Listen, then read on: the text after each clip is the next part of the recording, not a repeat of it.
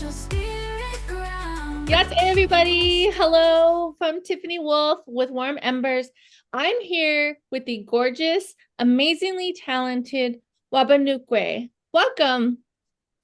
Hello, thank you so much for having me. I'm so honored to be here. Well, I've been following your journey as an artist for quite some time, and I am never disappointed. I'm always surprised. Your talent is just fire.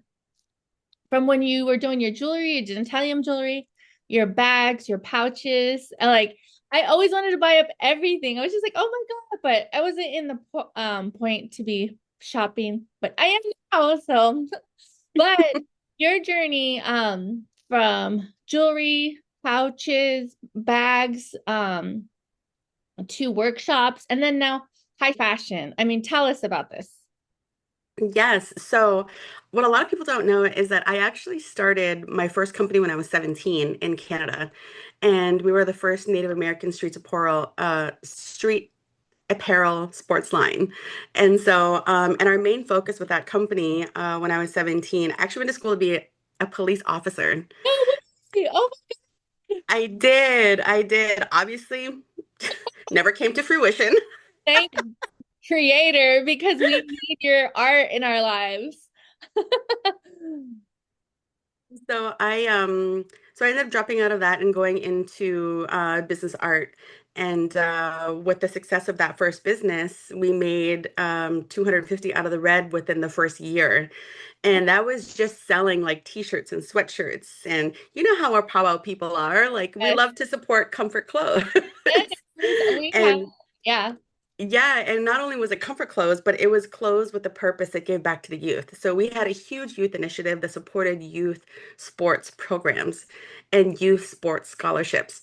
And so we really wanted to give back to our community and prove to our professor, who at that time said that there is no company out there that would ever be successful with these ethics. Oh no. Obviously, we proved them wrong because Yes. we became an overnight success with this company, which is why I dropped out of school.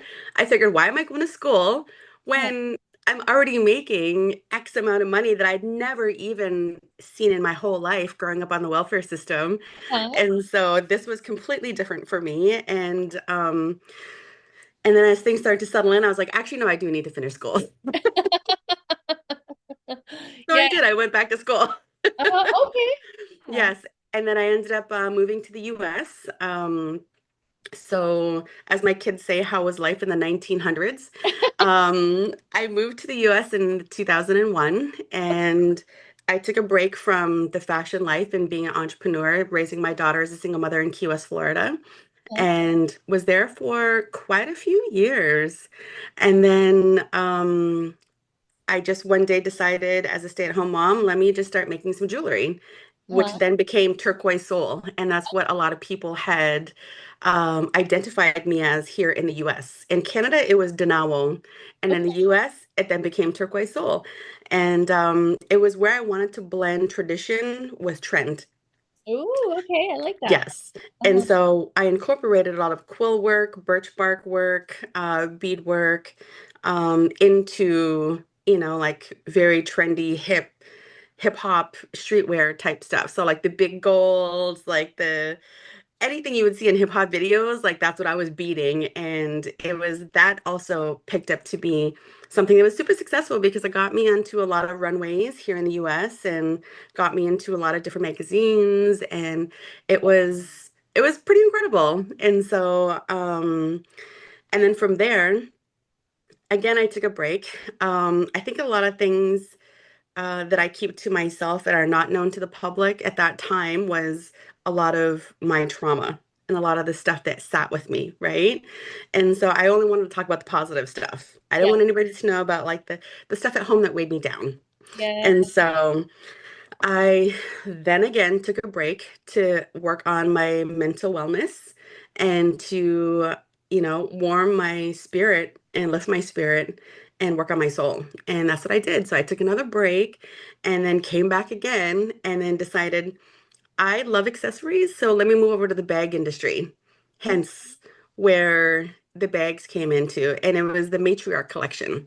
And the matriarch collection paid homage to all of the women in our communities who have done something phenomenal, right?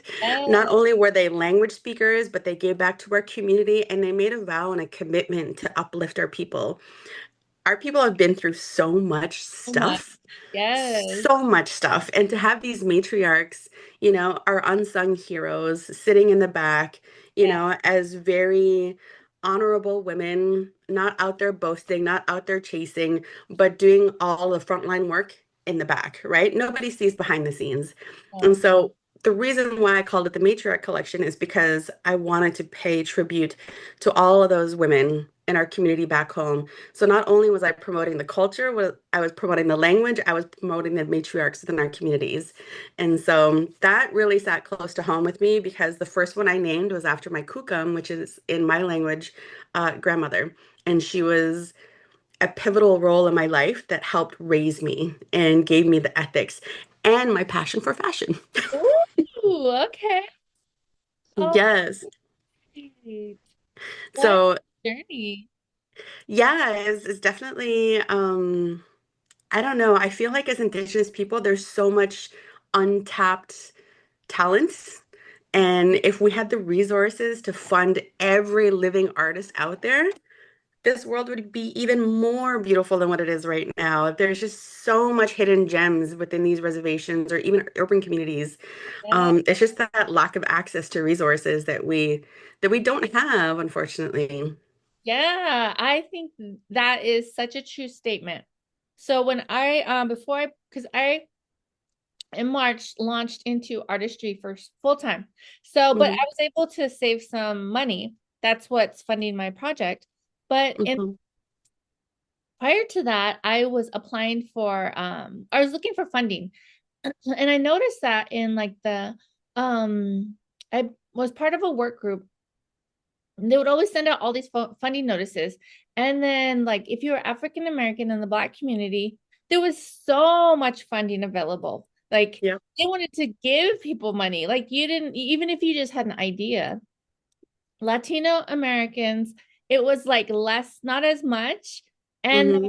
And then American Indian community, it was like, you need to be in business for 5 years. We have to see your financials. Well, actually, we'll give you a loan. And I was like, oh my gosh, the disparity was crazy. So I can see why not a lot of artists are able to do it full time because there really isn't funding.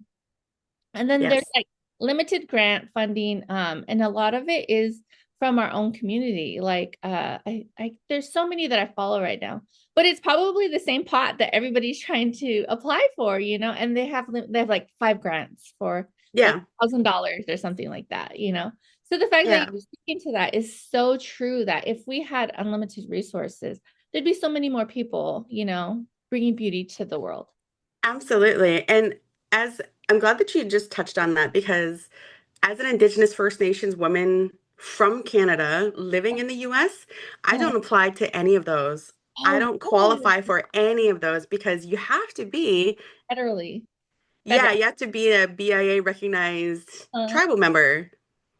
But here's the thing that kind of irritates me is that we signed a treaty, which is called the Jay Treaty, that allows us to live here without the paperwork that somebody else. I hate the word immigrant, and I hate oh, the word using. I hate using the word hate. It uh-huh. has to be an extreme level for me to use it. Hate and can't are two words that are not allowed in this house. I tell my children Okay, this all the okay. time. I absolutely believe that 100%. Uh-huh. But unfortunately for us, even though we have that, ability to come over here and live and work and build lives here, we don't qualify for any of the stuff that's here, Okay. which is absolutely insane to me. I actually went to Haskell University and I did one semester there until I was told, actually, we found out you're not a BIA recognized Indian. And so I had offered to pay. They said, we don't, that's not how we work. And Uh-huh. so I had to drop out. Oh It no. was devastating. I bet. I was like, am I the first person to get kicked out of high school?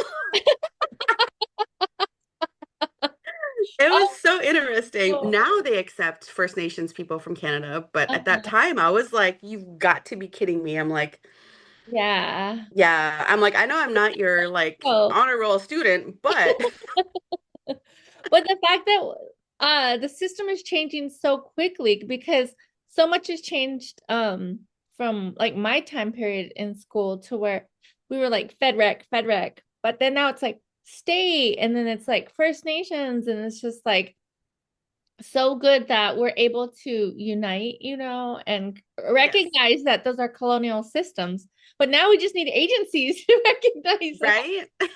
We just need them to catch up to everybody else. Yes, exactly.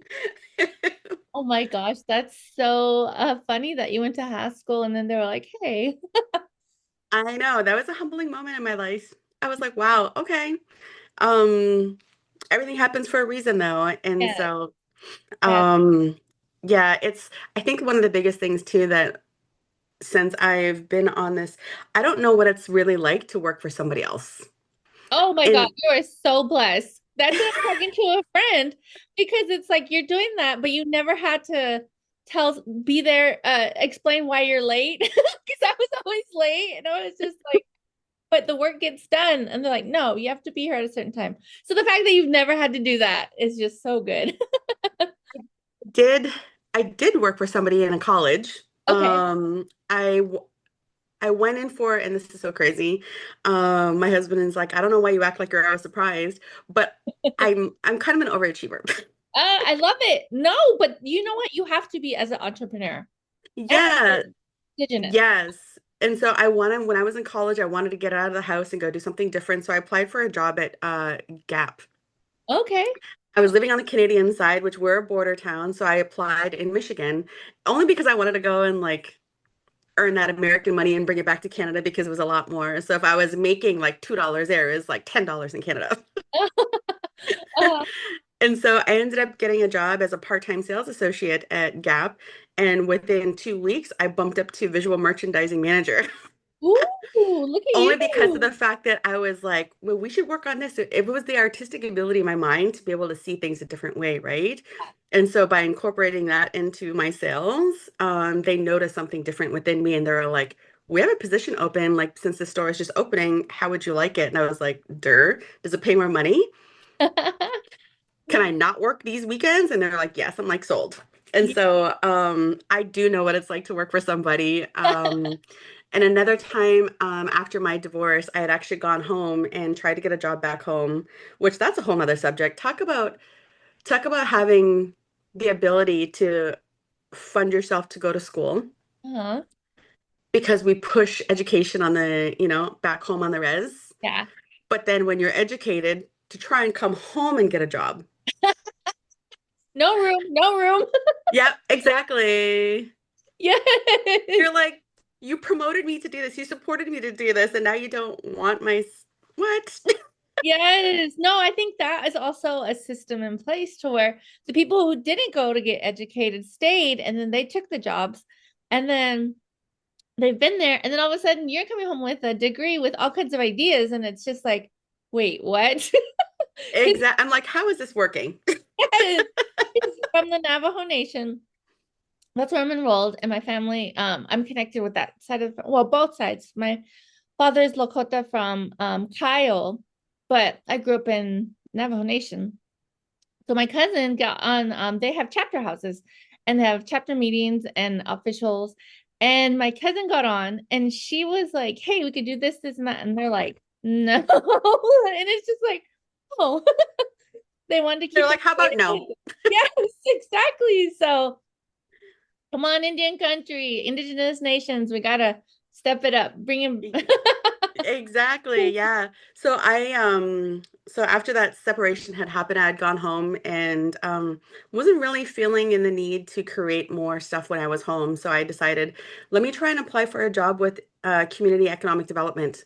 And so um I secured a job, I think it was for 6 months, and then decided I need to move back to the States for my kids to be closer to their dad. I knew what it was like to be raised without, a male figure in the house.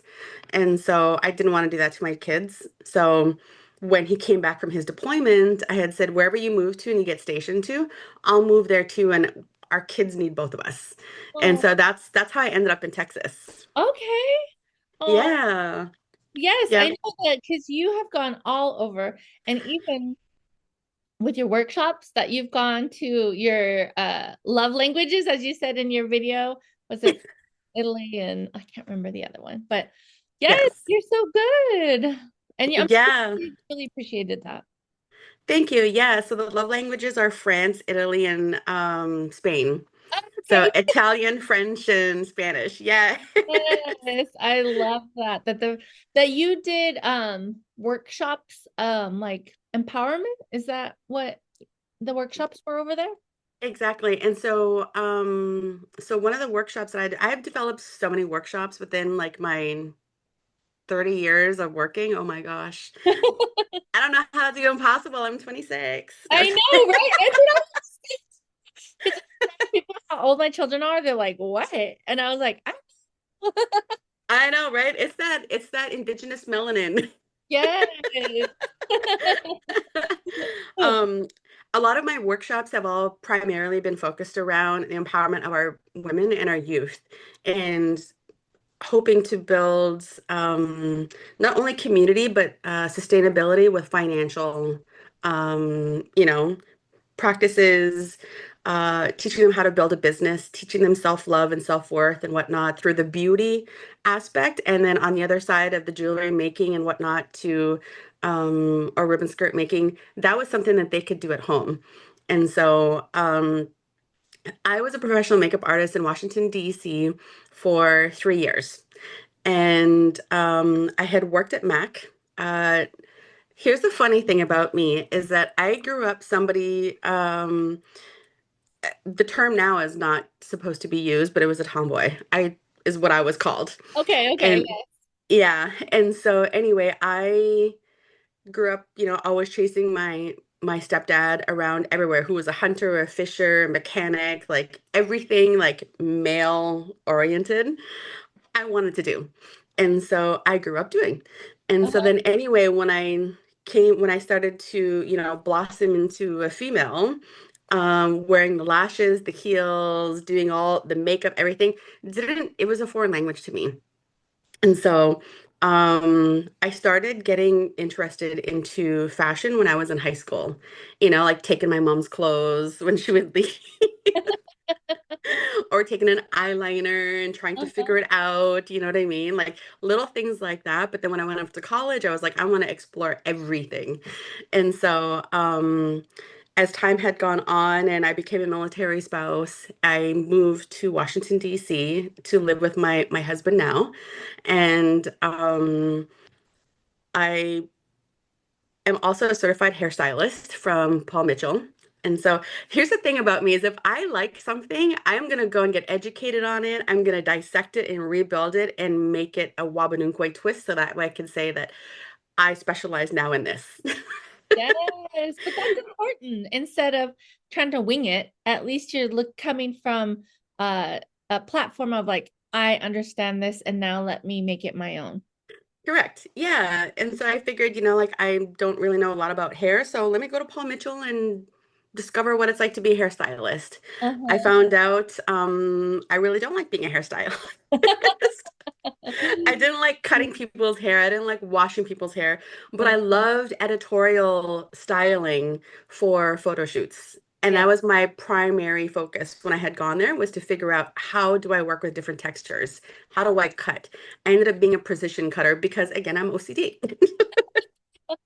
So it worked perfectly for me. But during that time, one of my clients was at Mac. And so anyway, we had been talking and whatnot, and she was like, "Are you on socials?" And I was like, "I am." So she's seen all of my beadwork from Turquoise Soul on my Instagram, and she's like, "You really have an eye for color. Have you ever thought about makeup artistry?" And I was like, "No, but I do love painting." And she's like, "It's the same thing, but just the canvas is the face." And I was like, I think I could try. And so I went home, I started working on like different looks. I printed out a piece of paper and started doing the makeup application on the paper. And I was like, I think I could do this. And so I went back to her and I was like, listen, I'm gonna apply. And so the process to going to Mac and getting hired sometimes can take weeks to months. I had mine in 2 interviews, Ooh. and yes, and I was done and I was on the floor selling.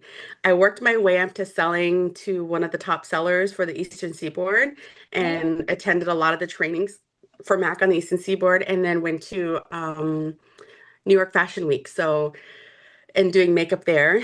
And then, Oh, look at you go. Because I'm pretty sure at this time, I remember being a Mac person was a big deal, right? Like oh, it was, yeah, yeah, because I yeah. feel like Mac was it. This was before like Charlotte Tilbury, Patrick Ta, all of that. This is like Mac was the thing. Oh, it totally was because like if you were a Mac person, like a Mac girl, then it was kind of like you were part of like this elite club, like Yes. that all the popular kids get to go to. And Uh-huh. yes, so it was a lot of fun. It opened a lot of doors for me. And then I heard once about this agency, um, and I figured, well, let me apply. I work freelance. And then so it came to the point where they started booking me more and paying me more than Mac did. But I didn't want to let go of the Mac discount because it was 50% off. Oh, wow. And Yeah. that helped fill my kit, right? Yes. That's a And good discount. oh, it's a huge discount. And as a girl who went to school in Toronto, grew up outside of Toronto, Mac is from Toronto, so Didn't know. knowing Frank and Frank's history of how they started in Toronto, and then being, Indigenous First Nations woman out working with the company, getting training from the company. There's a little bit of pride behind that for me. And so I wouldn't fly that flag everywhere. It was just something I kept to myself. Like, I do have a connection to this, a small connection, but still a connection. So then, anyway, I ended up working with the other agency, got my way onto the top five again for the Eastern Seaboard. And so, what that did was anybody that was going to the White House or to the Pentagon, that was booking the TV shows, the news, I was getting one of those. I was getting booked for a lot of those things. And it was such an incredible experience because it was like a secret mission. Every time they texted you and they were like, could you be at this address at this time? And you're like, yes. So Oh, you always had to make sure your kit was packed in your car, or just ready to go at the door because you had to be there, beat the traffic, somehow magically teleport to this location to be there. And then you don't know who's gonna be there. It's one time we ended up showing up and it was J-Lo's room. And it was like, you. and Uh-huh. this was when I was a J-Lo fan. She's a little too much of a diva now, so I'm I good. know. Yeah. Oh my God, how exciting though. I'm sure you were like, oh, what? But I'm sure you had to keep your composure and just be. Yes, because you sign NDAs to make sure you're not taking pictures. You keep your phone downstairs or you keep it locked up, or don't keep it in your vehicle. You don't bring it in, because they don't want anybody getting any coverage or anything like that. You don't ask for, selfies, no autographs or anything. You just come in, you do your job, and then you leave. Yeah. And so if that, I thought there was so much, how would you say, excitement when it Uh-huh. came to that because it was so anonymous and it was just kind of like, ooh, it's like this like little bag. What's gonna happen today? Who's gonna come in there and who's gonna come Uh-huh. out? Oh, I know. That must have been an exciting part of your journey. Yes, absolutely. Uh-huh. So when you were doing the New York Fashion Week, did you think as a makeup artist, like one day I will be here as a designer, or was that not in your cards yet? Absolutely not. Oh Oh, my gosh. No, no, no, no, no. I just honestly, and I'm probably one of the crazy people that thinks this, but I like the hustle and bustle when people are pushing you around in the metro. I like the smell of like the pollution in the air, uh-huh. intertwined with like the pizza smell. Uh-huh. No, I And totally get it. oh yes, the sound of all the different languages, like, Uh-huh. um, and I don't know for me if I'm just one of those anomalies that's grew up on the res. All I heard Uh-huh. was Ojibwe, all I ate was fry bread and fish. Uh-huh. To then now like living in this world that I've designed and created for myself that is I hear languages all the time from different countries. I'm always consistently trying different foods, trying different techniques and whatnot that are global, universal. Um, so I feel as though like I can always keep growing. Like if there's a level here and I fought to get here, I'm Uh, like, what's on the other side of this? Like, let me go to this side. Let me go to oh this my side. gosh. I feel like I'm the same way. Like, I'm like, are you me? But I just don't do the leveling, and I don't know if that's like ADHD or because I can't commit enough. I'm just like, oh well, that's cool. And then all of a sudden I'm like, oh, let's try this, kind of thing. So, but I love when I went to Manhattan 2 years ago, I think. I absolutely loved it. I loved the hustle, the bustle, everybody walking around. They all knew where they were going. They used to say like, oh, people in New York were mean, but then I was like, no, they're busy. They're going somewhere. They'll help you if you're like, hey, I'm lost. They'll be like, yeah, what do you need? Okay, Yep. go there. All right, bye. And then they leave. Yep. So it's not that they were mean, they were just busy. They're going somewhere. Exactly. Yeah. So, oh my gosh, I can't wait to go back. We went and saw a Broadway show. We did like the carriage ride in Central Park, and it Oh, was I love that. a little antique group. We all went and did just this little getaway, and it was so fun. And we went to Relative Arts in NYC with Karina. Yes. Yes, we went there.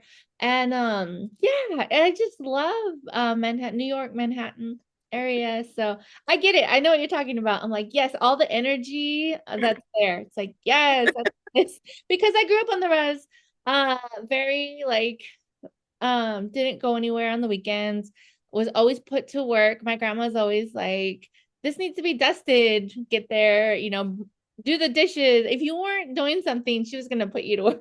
Yes. So Yes. yeah. If you weren't busy, then something was wrong. Yeah, Why aren't you doing this? There's always something to be done. yes. And I think that's helpful in the entrepreneurial journey because Hmm. now that I'm an entrepreneur, I start like at 7:30, start checking my emails, working on I have all these little projects I want to accomplish. And Yep. then like at 7 at night, I was like, okay, I have to take a break, have to make dinner and just kind of unwind. But then I have Yep. another friend who was saying that they just keep working. I'm just like, how are you having your work-life balance? How are you finding it? I don't. I'm very imbalanced. I don't know what that word means. Yes, you didn't get to where you are, right? Because I've been Yeah. um are you familiar with Gemma? I think her name is Gemma. She's the one that started Skims. Oh, Um okay. Yes. Okay. British, Yes. British, but she that has a podcast or a YouTube channel, and she interviews entrepreneurs, and it's the same thing that she's just like always on the go. They're always on the go, always on the hustle, always with the next big idea. Yes. What I think about being an entrepreneur too is like you throw something out and see how it works, and if you like it, and then if you don't, then you move on. And I found Hmm. that too, like with my jewelry making. Like I like this style, and then all of a sudden a lot of people are like, I want that style, but then I'm like, I don't really like making this style. So then I go back on to something else, and then even with digital art, I'm like, oh, I like this. And then some pieces will just take off, and then some pieces that I create that I think this is going to be a good one, like And crickets. then it's not. Like, Yes. It's a uh-huh. struggle. It's a struggle trying to identify what your audience prefers, right? Yeah, you never know what your audience likes. Yeah. And I just had this discussion the other day with a friend of mine because if you can see back here, Uh-huh. um, the things that I design that make the cut go into the garment bags. The Okay. things that don't make the cut stay here. Okay. You're like, no, that's not Yeah. coming. They're gonna stay on the back burner until I can figure out and what it is that I don't like about the project, right? And then if it doesn't work, then I deconstruct it. Don't waste the material. I Yes. figure out a way to make it into something else. Ooh, Um, yeah. but yeah, I think that's that's the biggest struggle, right? Because it's a gamble. There's a reason why we're r ranked one of the riskiest businesses in fashion and design is because you never can really tell what your audience is going to want, right? You might sell something that you don't sell over there, but if I put it on mine, it'll be a top seller and vice versa. Uh-huh. And so it's crazy how this world works, but I think that's the reason why also we like this world. Yes. It's like, ooh, let's see how this does. Yeah, Yep. I think so, because it is a challenge. And it also to me feels like because I want to empower people. I want people to look at my designs and be like either see themselves or take something away from it. And then so then when something doesn't go as well, I'm like, But I think that was one of the through lines on all the podcasts that I watch that Gemma does, was that a lot of people are like, we throw it out there, see if they like it or not. And then like, okay, well, I'm not gonna do that again, you know? And so I think that's part of being the entrepreneur. It's just testing your market, which I wish it was Yes. free and didn't cost as much, you know, but that's one Oh, of I know. I know. Yeah, I'm coined for saying that here in the studio as well, is like, let's test the noodles. And uh-huh. by the noodles, meaning, like, does it stick? Yes. If it doesn't, let's revamp it and let's just try something else. And when I say team, it's really just me in here. Yes.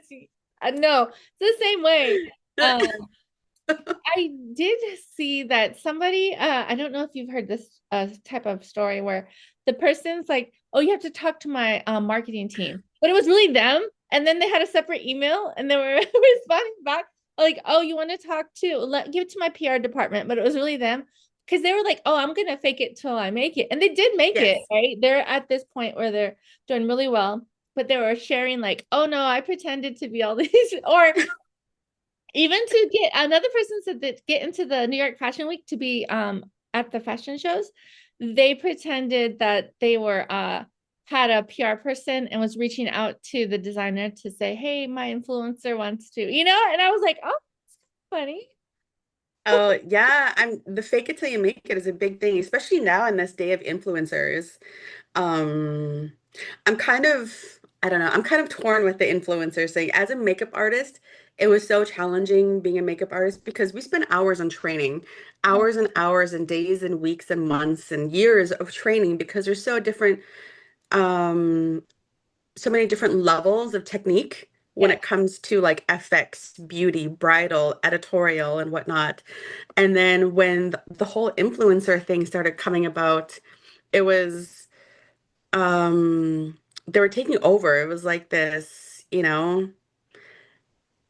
huge impact within the beauty industry where somebody was completely making themselves over and gaining traction and a following you know, um, to make themselves successful. I have nothing against that. However, when you have somebody who is professionally trained, Uh-huh. losing jobs to somebody who's an influencer who only beats their face, not other faces. Uh-huh. So, going to fashion shows and then you see influencers working on models have never touched anybody with, textured skin before, have never touched anybody out of their skin tone before. And so when you see the makeup, you're like, okay, okay, Thought about okay. it like that. That is such a good observation because influencers did take off. Like there's one I really like to follow, but they're not my skin color. I just thought just their storytelling and the way they're doing, but they're like you said, they're only doing it because they know how to work their face. But yeah, Yes. I never thought about it like that. Yeah, I think that's one of my biggest, and it's horrible. Like, I cannot watch movies with any military combat in it because my husband's like, they shot 32 rounds in a gun that has like 12. Yeah. That's fake. They would never do this in an airplane because you can't even fly it. I'm like, you're ruining the movie for me. But for me, I'm like, oh no, look at her makeup. Like you can see he's like, babe. Yes. Oh my gosh. But again, that goes back to your training. You took the training, you took the classes, you spent the time to learn how the products work. So, yeah, Yes. I totally get that. So funny. So, Yes. when you went to New York Fashion Week as a makeup artist, and then have you done as a designer yet? I have not. Okay. No. I say yet because I'm pretty sure you're going to be there because Yes. your work is just, it very much is high fashion to me. When I saw your pieces at online and then the Saquon fashion show in person, I was like, Wabanoonkwe killed it at Saquon. Her pieces were couture, like all of your design, the shapes that came down the runway were very specific. So how did you I feel like you skipped, you went from like your jewelry to high fashion. And because sometimes you watch people evolve their fashion, like, but I feel like you came out of the gate like, yes, I'm here. This is me. I'm not here to play. I am a fashion designer. Yes, I like I said, I think I'm an overachiever. And so when I see, I've always been attracted to structure, Uh-huh. structure and bold attraction. Uh-huh. That to meet it like immediately it's magnetic. So when I'm going through any of my social algorithms, everything comes up is either architecture, Uh-huh. just because of the shapes and whatnot, food because of the colors, Uh-huh. makeup because of the colors, and obviously that's all of that incorporates fashion as well, right? Like the trends and whatnot. And so certain colors I pick up from food. How can that be incorporated into fashion? Well, there's a color that I loved of that plum. So let me see if I can find that plum and make it into a tulle skirt, which is then dedicated to the Maria Tall Chief story because she is my muse at the moment, Okay. right? I And guess. so, and that was the history of the ballerina story of the collection I showed at Saquon. Uh-huh. And so, as a designer, I want to be able to share Indigenous narratives that don't necessarily get talked about. Yes. And it was hugely important to me that we talk about things that hit home. And personally, my daughter was going through some eye issues. And even to this day, she's still not out of the park yet, but there's a chance that she could still lose her eyesight, and it's because of a medical condition. And as a ballerina dancer, she has been dancing ever since she was a toddler. And so I wanted her to see the beginning phases of conception, sitting down, drawing it, to sitting down, collecting and sourcing all of the materials, to her trying on the garments here in the studio as like I'm sewing stuff, and to then her seeing the full collection shown at Saquon. And so there was a process to all of it in which I wanted her to be associated with and maintain that memory. Because if she were to lose her eyesight, then it would only be a story that she hears, right? It wouldn't be something tangible that she could take with her and say, I tried on these dresses, I did this, I watched my mother do this. And um, creating everlasting memories with my daughters and my son are something that really sit close to me because the person who played a huge part in my life in regard to appreciating fashion and art is my kuka, my grandmother. Uh-huh. And when I tell you she was one of the most best dressed women back home, Uh-huh. when on the weekends she would like be always dressed up. During the week, she would always be dressed up. Anytime she was going somewhere, she always had accessories, her jewelry, like, and that's what I love about Navajo women. Navajo women, oh my God, accessorized to the gods. And Uh-huh. so, and like with the dresses, the matching dress, that's how my grandmother was. She was completely like that. And so, and when she sat down and committed to designing something, she really did sit there with like her tea. She would have her bannock, and she would talk like with whoever was at the table. So those are my memories. My memories are listening to the Anishinaabe Mawin, our language, them speaking, smelling the bannock that was made, the tea, and seeing all the beads spread across the table and with the leathers, and they're just sitting there and working and working. To me, those are the warm memories that I go back to help, you know, ignite the fire within me to start designing and creating stuff in here. And so on my Juki sewing machine, I have a picture of a hand and another hand, which obviously is a ghost. And Uh-huh. so this hand is my hand, and it's a brown hand holding the other hand. And I had this Indigenous woman of the sticker that my sister had given me, and she's like looking up. And so I have that looking to my hands. And to me, that's just a reminder to my grandmother watching me as I sew all of this stuff and create in this room to make all these other people feel beautiful because I want to transfer that and have it relate to that person. Oh my gosh, that's just so touching what you shared with us. Thank you so much because your your through line is your family from your daughter experiencing her medical condition, and you're thinking of designing this work for a fashion show, but at the same time you want it to impact your daughter. And then the background of your grandmother coming through. Oh my God, it's so beautiful. Thank you so Thank you. much. Yeah, I think it's really important to have those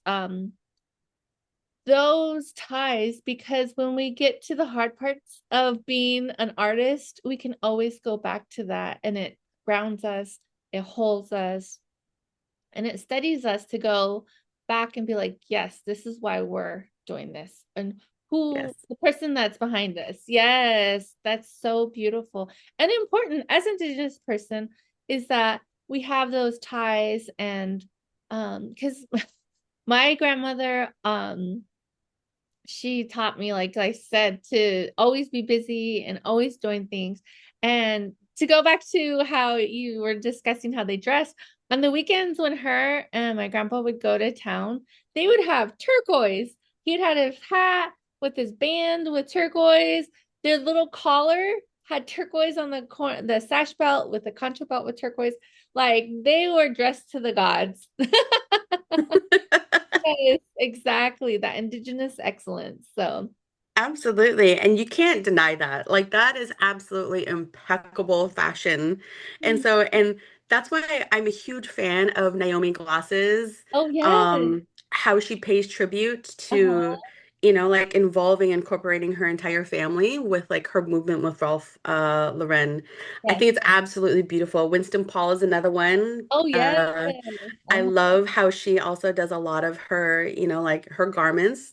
They're also couture, very beautifully made, like just perfection. Yes, Perfection. it Yes. is. I love that. That reminds me of the skirts. Because my grandma always wore skirts until she was probably, I think, like in her late 80s. Then she was wearing like these little velour tracksuits, which is funny, but they were still really nice. But They under have fat farm on them? Eh. right? But the skirts had multiple skirts underneath them. She'd be Oh, wearing wow. like 5 skirts, but the skirts underneath were just kind of like a cotton poplin, like a what is the with the little flowers? What is that called? But you Paisley? know, yeah, they were like really light. And then the one on the top was the fancy velvet one. Oh, wow. Yeah. How is she not hot? Right? I know, with the velvet and yeah, I don't know. But that's part of what is it? If what's the saying? Something about you can't be comfortable when you're in fashion or something. In couture, yeah. Oh, no, beauty before comfort or something.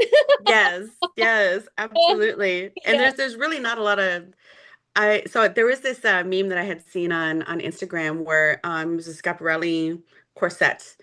And one of my heroes, by the way, Oh, the Schiaparelli house, like absolute model of perfection. And yes. so, but one of the corsets, you could see like her hip bones popping out, and it was tucked right underneath her, the breastbone. Oh, And so I had sent it to a couple of the models that we had shot with in New York. And I was like, is this how you ladies felt? And they're like, actually, no, your stuff was very comfortable. It was movable, it was breathable. And I was like, oh, I like to joke around a lot though. And I think that uh-huh. sometimes people, if you don't know me, like you probably wouldn't know I'm joking. Unless I put the Oh LOLOLOL. yeah, yeah. But I joke around a lot. Which is cool in the Native community. That's what I was thinking this week. Like, because I love reading history books or archive books, and they're the archaeologist or not archaeologists, anthropologists would always refer to us as stoic. And like I remember reading this story in it was this Santa Barbara area. I guess it would be the Chumash. And they were working on they were gathering reeds or something. And the American archaeologists were like, they were busy all day and they didn't laugh and they were very stoic. And I was like, that's so weird. Because I was like, there's no way that could be true because our community is so funny. Yes. And I like, also think I think that that's more or less like a they want to paint us in a certain way. They want to paint us the way that Hollywood painted us, yes. right? To Uh-huh. romanticize about us and to put us on this pedestal of this is how we should be. And I like that you address that because that's so true. Even in the darkest of moments, like we still find time for laughter Yes. because it's something that's embedded in our DNA, like to still recognize and still make light of something and not to completely, stay stagnant in a stoic mode. Yes, exactly. Like when that reporter called indigenous creatures, and then like Oh, the next week somebody had like a beadwork of it on a battalion. yes, I'm like, that's us right there. That's that's us. That's us. somebody will insult us, but we're like, oh no, we're gonna Yeah. yeah, and we're gonna own it. Our thick skin came from the res. Yes, exactly. Yes. But when you talk about Scaparelli, oh my God. It has to be like one of my top designers. I would say my top three. Scaparelli has to be in there. Mason Margiela with the last year with the glass skin and the movement on the Yes. runway. Oh my God. And then which was I think John Galliano was that Or uh how about Jason Wu? Oh, oh yes. yes. The history of his wife's that tragic moment that she experienced when she got burned. And so the different phases of like her healing, Uh-huh. that was storytelling. Oh my God. Yes. That was storytelling. Yes. So what are two other ones that are your So, I have Christian Siriano. I oh have the Mariana. red carpet book. Yes. Oh For two reasons. I watched Christian when Christian first came on the reality Project show. Runway. Project Yeah. Runway. I did too. Yeah. He would like whip stuff out and then he'd just be sitting there yapping with everybody looking and his stuff was like immaculate and people would still Yes. like sweating. Yes. Yep. Yep. No, it was like machine. This Yes. tiny little machine. I know. And then so this year, so I'm a part of the Vogue business community, and it's a membership anybody can buy. Like it's not like this prestigious thing, but you have to have the money to attend the events.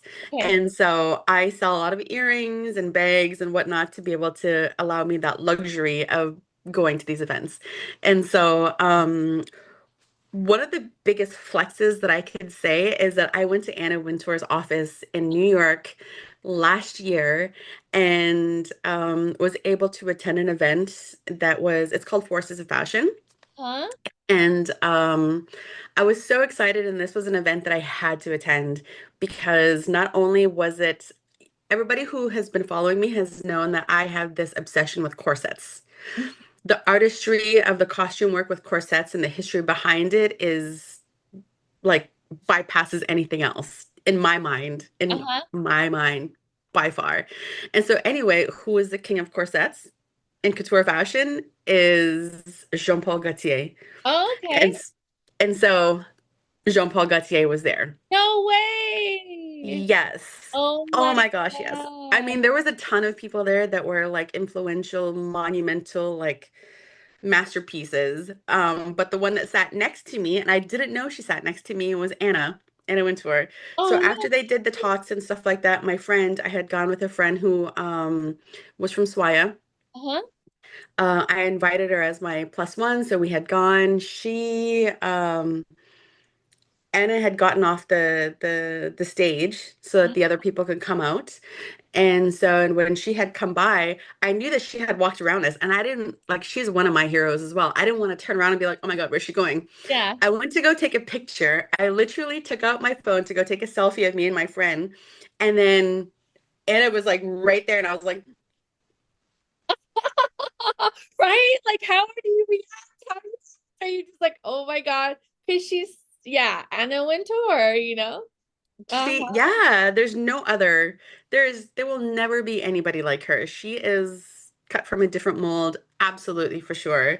Uh, But no, listening to Jean-Paul Gaultier talk about um how he created his items and how he chose the next designers to come in and how he replaces them strategically, to keep the fabric of what he originated continuously growing just absolutely blew my mind. And then as to answer your question, it would be those three for sure. So you can sign up to these companies. Again, I'm not a gatekeeper. If anybody ever has any questions, I'm just going to answer them. And so I got the email. If you sign up to the Christian Siriano website, they give you the updates. Okay. Every business is like this. They give you like the upcoming things that are about to drop and events they're going to be attending. So I got the email about Christian's fashion show coming up in September.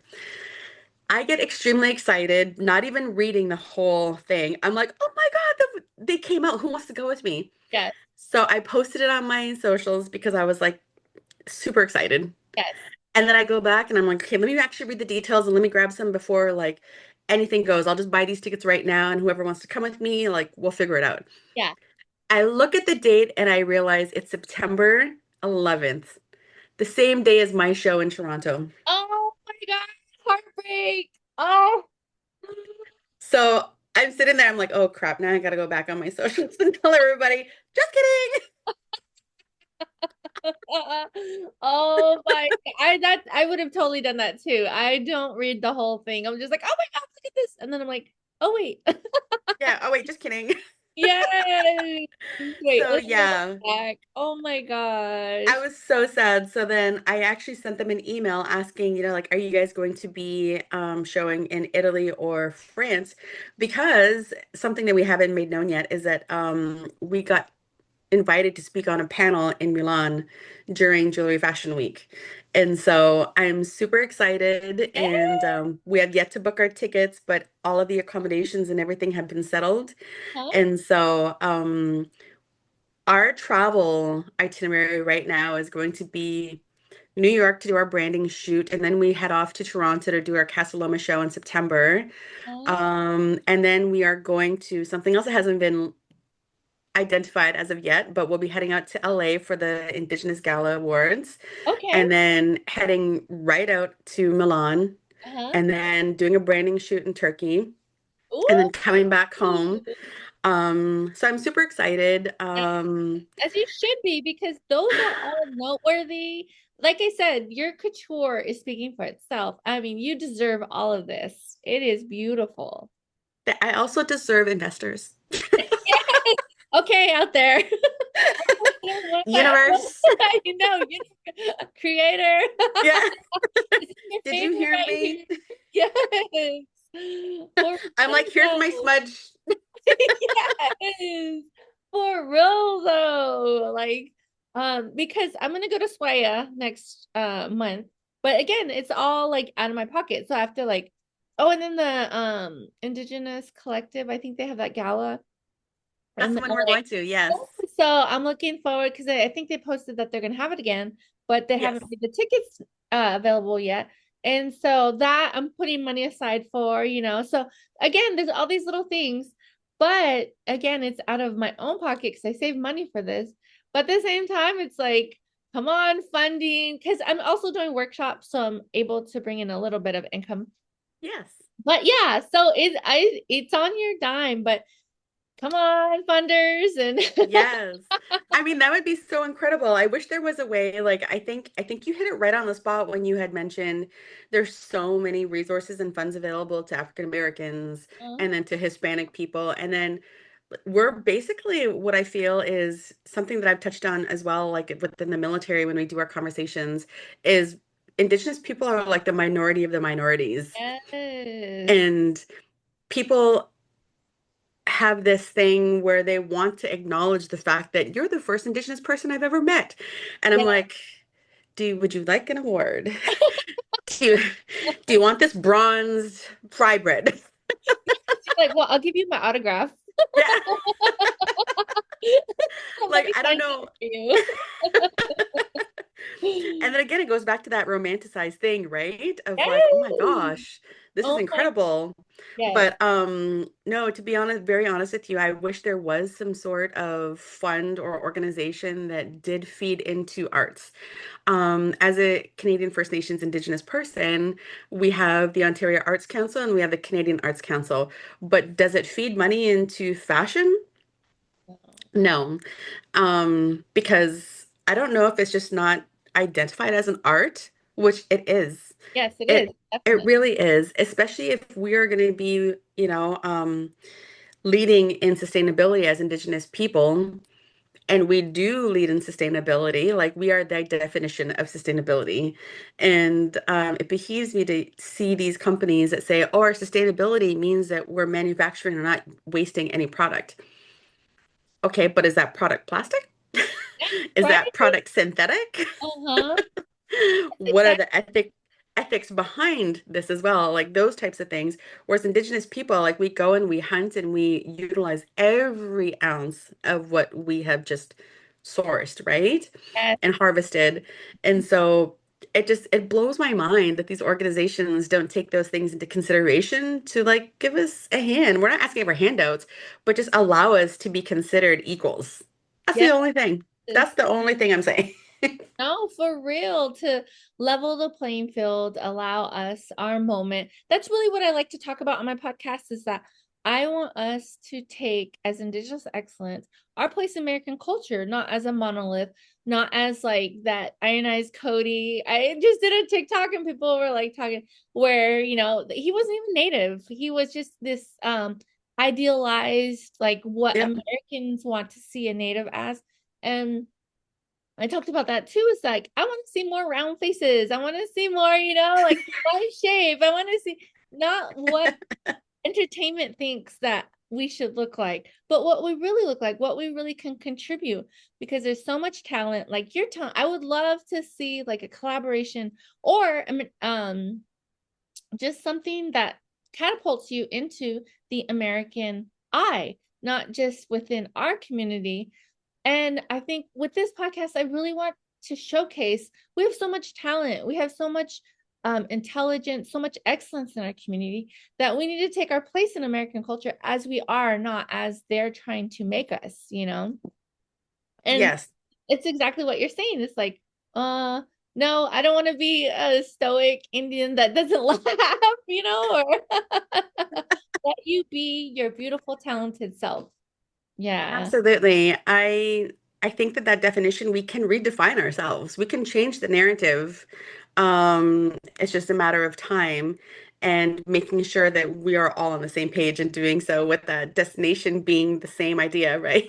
Yes. Um, but then you have some people that are completely fine with it, and it's it's hard. I know here's one thing that kind of like I wish we could change, and it's changing the narrative.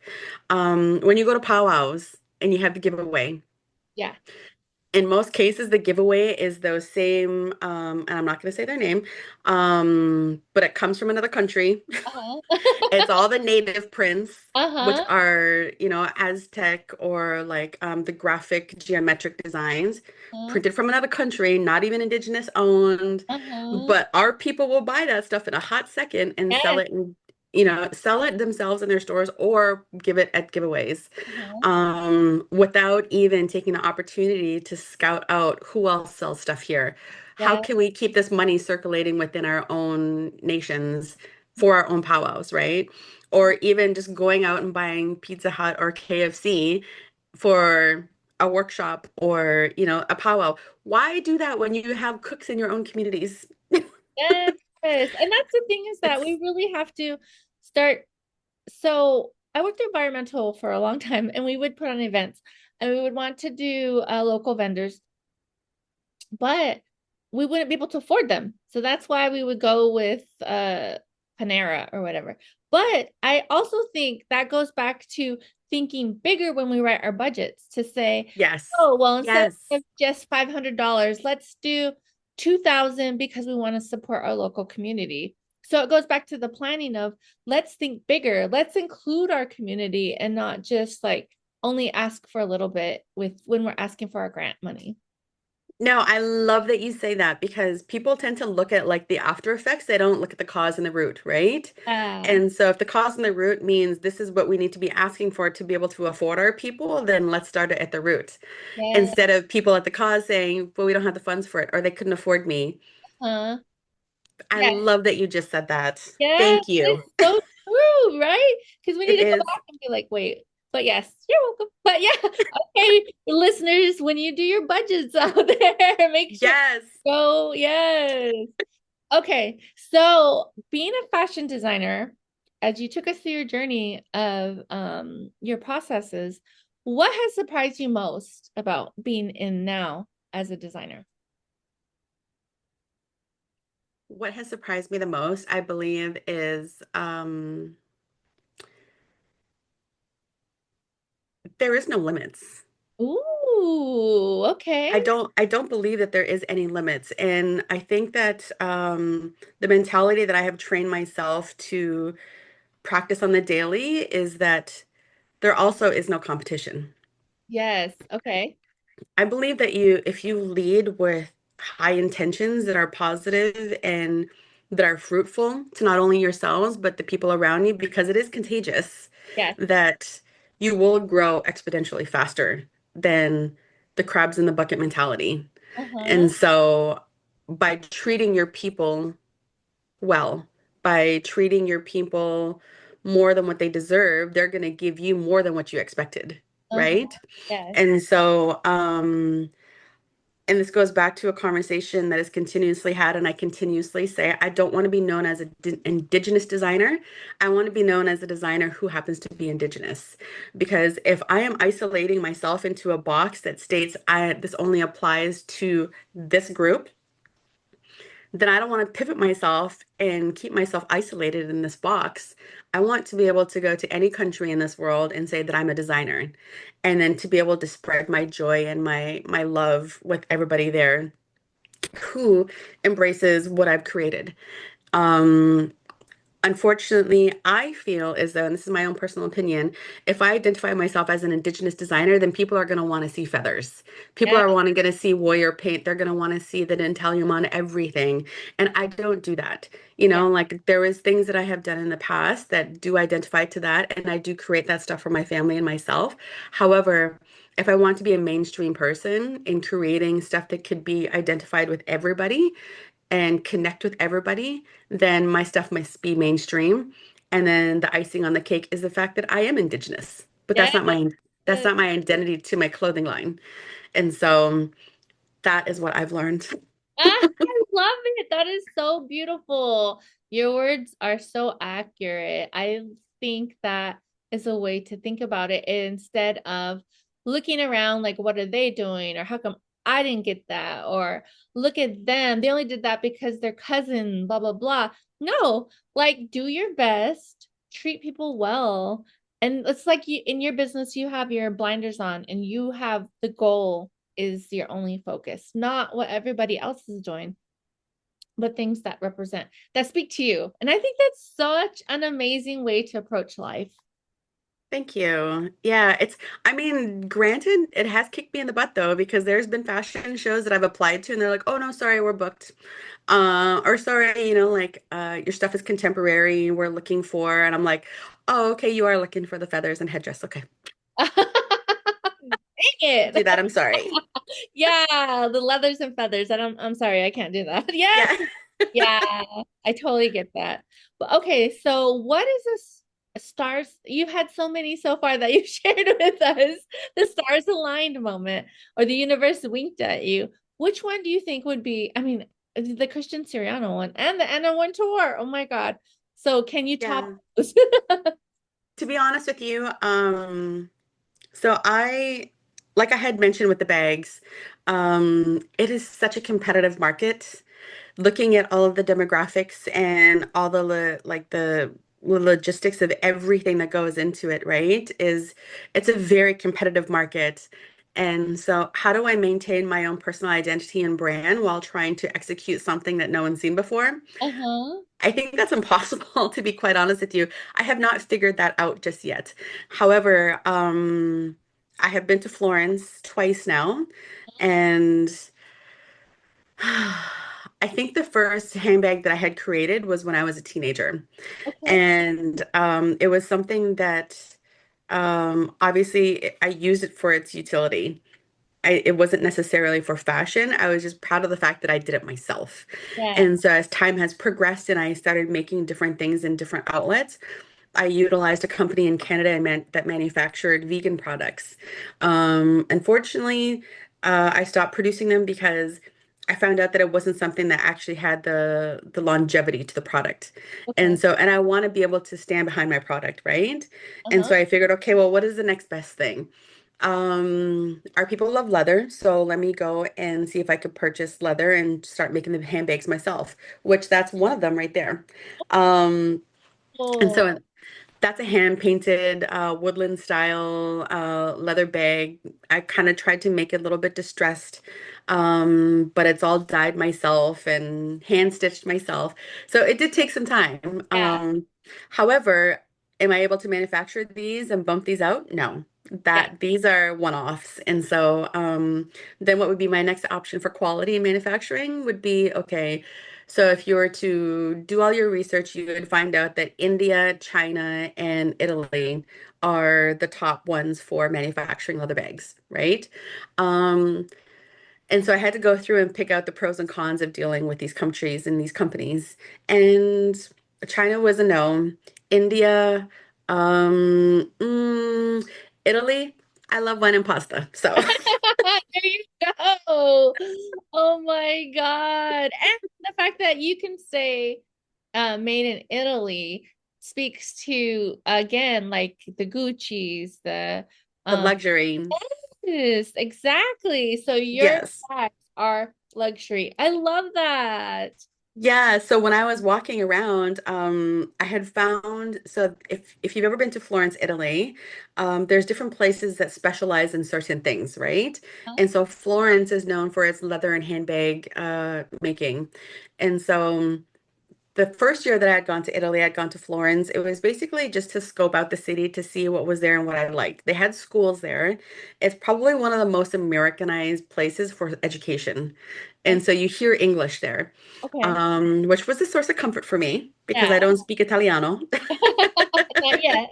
Not fluently yet, but I am learning.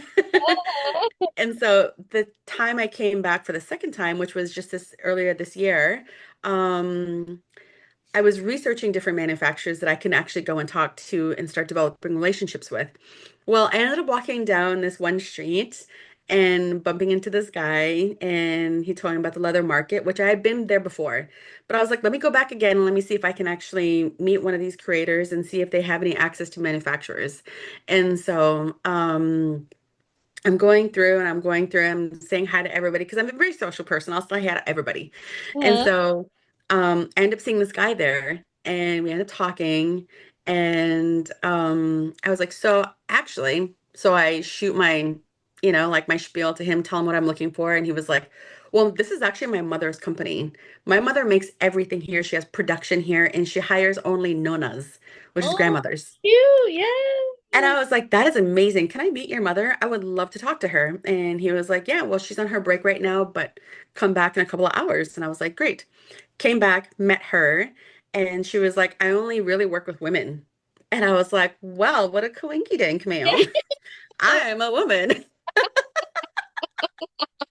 Look at me. Yeah. Oh my God. That is so stars align moment. I know. And so then we started talking. She took me to her warehouse. We looked at prototypes, told her what I was looking for. And it ended up being something that opened doors to other doors, right? And so if all aligns next, we will be going back to Florence to set up those contracts and whatnot to hopefully launch something. But again, I'm still at the drafting board of how do I make myself stand out more than anybody else. Yeah. And so this is something that's going to be rolling out in 2026, but as for now, we're still in the baby steps of like putting the stuff together because right now what we're creating is four corsets that are going to be launched on the website for September.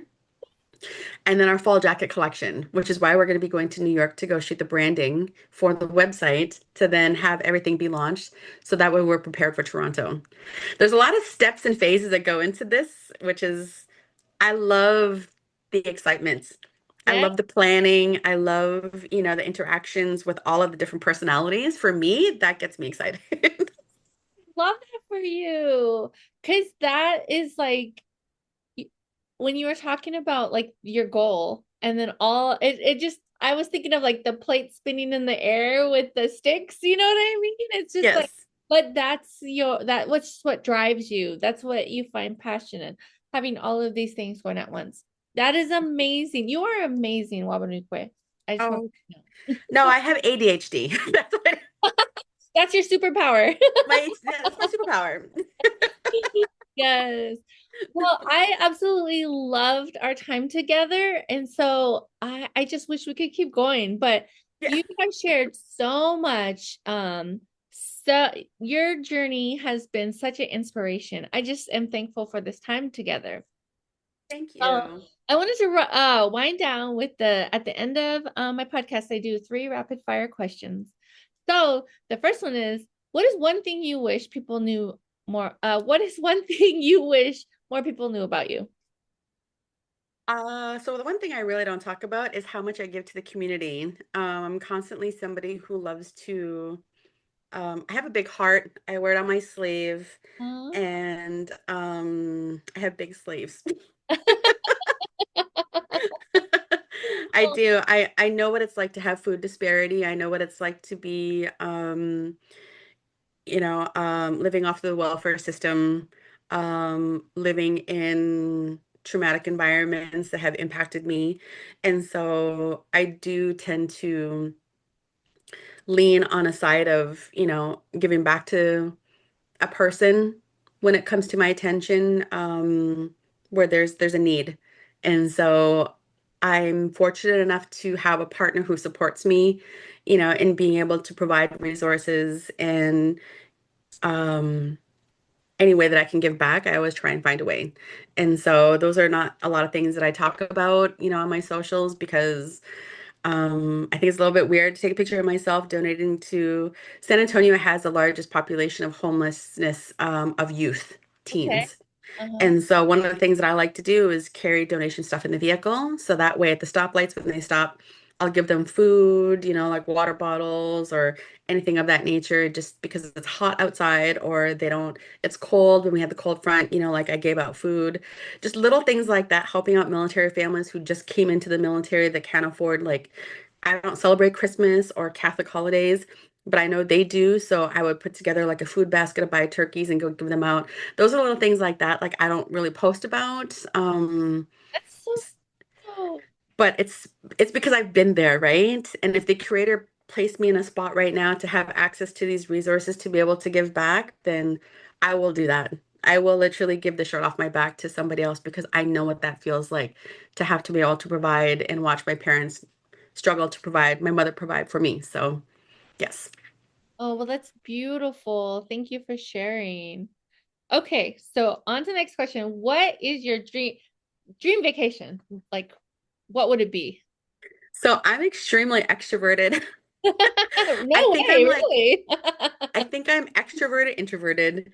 Um, and that leads me into my answer being isolation. If I could go, I would say like a tropical beach somewhere, or even into like the Amazon or to the Arctic, Northwest Territories or anywhere and just be isolated. So that way I could just spend time recharging my battery Uh-huh. and self-reflection. And yeah, I think isolation would probably be the best thing, somewhere remote In a beautiful area, environment. bougie, or just okay, like camping. On it, to be quite honest with you, it could be anything. I don't know if I would go the bougie route. I think I would stick it more on the level of humble. Okay, okay. Yeah, Yeah, yeah. that's cool. Okay. So what is the best advice that you've ever received? Listen, That's it. listen. and open the ears. Yes, I think so. As an Ojibwe woman, one of the things that we have is it's called a tuknagan, and Yeah. it's a cradle board. And so, it's for the first portion of your life for you just to observe, right? And so I think as adults, as we go through and we become more verbal with sharing our opinions and our thoughts on how things should be with our opinions, being very opinionated. Uh-huh. I think that one of the things that we need to remind ourselves is that take it back to the old school of how you were brought into this world and just observing and listen. And I remember my uncle, I call him my Uncle Dad. Yeah. Uh, we were talking, and he knows I love to talk a lot, obviously. I love it though. It is so amazing. You have so much to Share. yes, exactly. I remember one time we were sitting and talking, and I just kept asking him questions. Like we were coming out of ceremony, I just kept asking him questions. And, like he just performed the ceremony, so he's tired, right? And I'm like, yeah, but uncle, la, la, la, la, la, la, la. And he was like, my girl, sometimes you just need to, and just listen. Let that sit with you. You don't have to talk right away. You don't have to respond right away. Let it sit with you. And so he really taught me to be proactive, not reactive. And by doing so, I had to listen. Yes. So true. Well, thank you. This, I love that answer, especially hanging out with our family and they are our first teachers. And I hope that the listeners of Warm Embers are taking away such valuable jewels that you have given us because this has been such a beautiful chat session. I've just enjoyed it so much. And I just Thank you. want to see what's next for you because you are just like on it and your level of excellence in Indigenous excellence, excellence in general, just you're going for it. And I love that for you. Thank you. I I don't even know what to say. That really warms my heart. And I thank you so much for inviting me and thinking about me in regard to your podcast. I had said it this year. I was like, I would love to be on podcasts. Like, Yes. have all the podcasts come to me because I could talk. I have stuff to talk about. Yes. I want you to go on all the interviews, all the magazines, because you Yes. have such good storytelling. So, Oh, okay. thank you so much. Thank you so much for having me. And I'm excited to hear the podcast. I'm excited to hear how people communicate, through this. I love listening to podcasts, and I wish you nothing but the best and most beautiful success with this. Oh, Opala. I thank you so much. Okay, have a beautiful day. You too. Take care.